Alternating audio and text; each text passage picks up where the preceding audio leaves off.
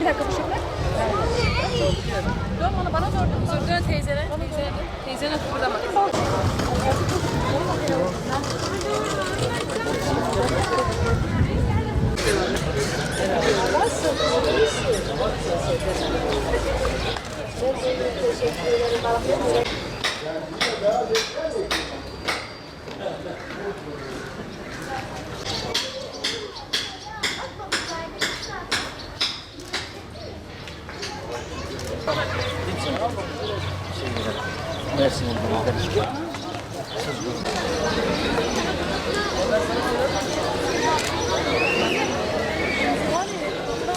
Tabii ki bu koronadan dolayı uzun zamandır evde 3-4 ay oldu.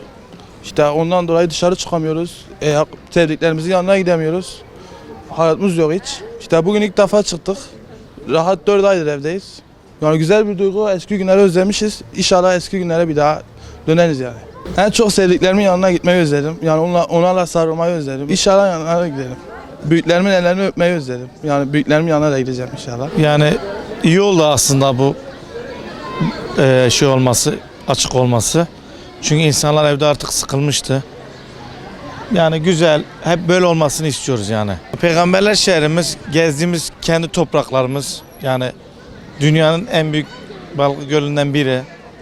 Yani çok güzel, çok memnunuz. Urfa'mızı gayet de seviyoruz. Valla açılığı iyi oldu. Peygamberler şehrimiz herkes gelsin. Arkadaşlarımı buradan çok özledim.